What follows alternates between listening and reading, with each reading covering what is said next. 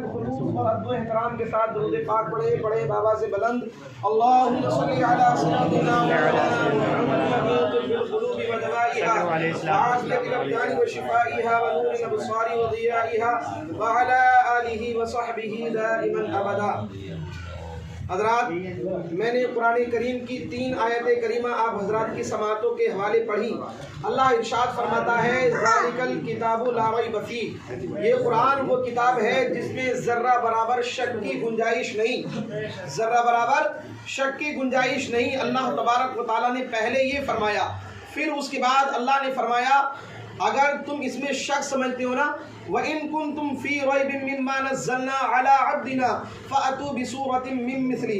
اور جو ہم نے اپنے بندے جناب محمد رسول اللہ صلی اللہ تعالیٰ علیہ وسلم پر جو قرآن نازل فرمایا ہے، اگر تمہیں اس میں کچھ ذرہ برابر شک ہے فَأْتُوا بِسُورَةٍ مِّن مِّثْلِهِ، تو اس کے مثل ایک سورت لے کر آؤ، اس کے مثل ایک سورت لے کر آؤ۔ اللہ تبارک و تعالیٰ نے چیلنج کیا پوری دنیا والوں کو، اور بالخصوص اہل عرب کو یہ چیلنج کیا جن کو اپنی عرب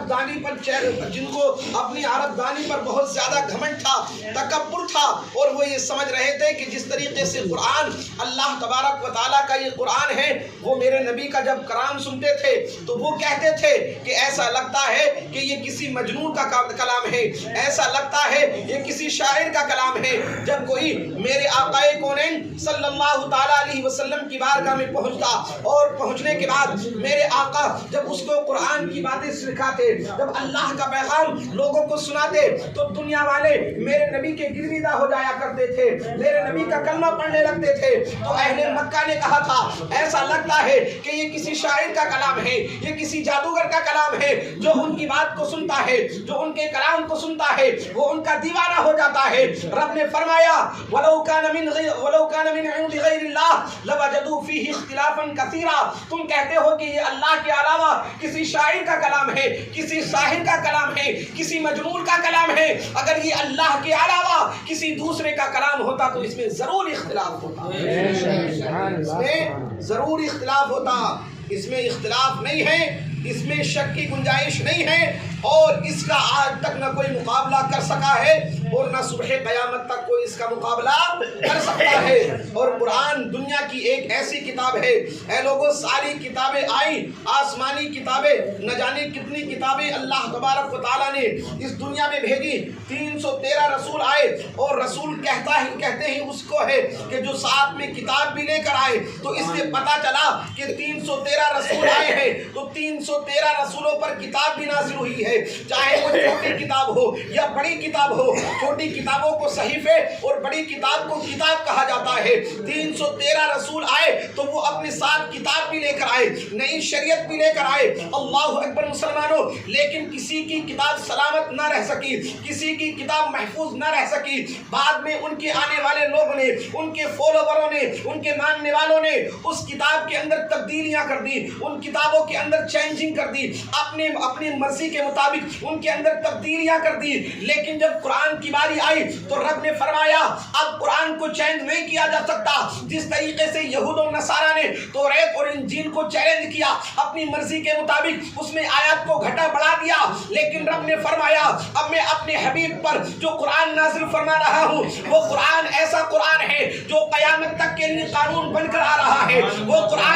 قرآن پوری دنیا کے لیے درس عبرت بن کے آ رہا ہے۔ یہ قرآن وہ ہے کہ جس میں ہر چیز کا بیان ہے۔ رب ارشاد فرماتا ہے تبیانا لکل شیء، دنیا کی ہر شے کا بیان اس قرآن کے اندر ہے۔ اب کمی ہماری ہے کہ ہم قرآن کو پڑھتے نہیں ہیں، اب کمی ہماری ہے ہم قرآن کو سمجھتے نہیں ہیں۔ ورنہ اے لوگوں، اگر تم نے قرآن کو پڑھا ہوتا، اگر تم نے قرآن کا مطالعہ کیا ہوتا، اگر تم نے قرآن کو ڈیپلی اسٹڈی کیا ہوتا، تو تمہیں پتہ چلتا یہی قرآن ہے جو ہم کو بتا رہا ہے کہ تمہیں چلنا کس طریقے سے ہے۔ یہی قرآن ہے ہم کو بتا رہا ہے کہ ہمیں زمین پر کس طریقے سے چلنا ہے۔ رب ارشاد فرماتا ہے لا تمشی فی الارض مرحا، زمین پر اکڑ کر مت چلو۔ یہی قرآن ہم کو بتا رہا ہے والدین کا ادب و احترام کرنا ہے۔ اللہ تبارک و تعالیٰ قرآن پاک کے اندر ہم ہم کو بتا رہا ہے وبالوالدین احسانا، ہمیں والدین کے ساتھ حسن سلوک کرنا ہے، یہی قرآن ہم کو بتا رہا ہے وقضى ربك الا تعبدوا الا اياه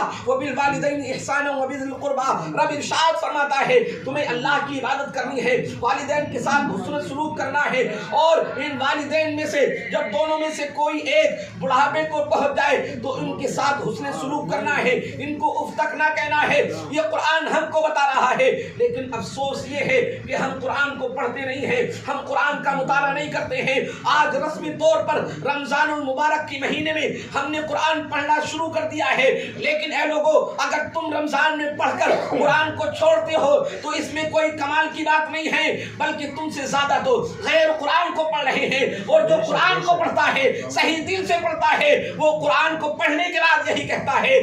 قول محمد، قول محمد، قول خدا، فرمان نہ بدلا جائے گا، بدلے گا زمانہ لاکھ مگر قرآن نہ بدلے گا۔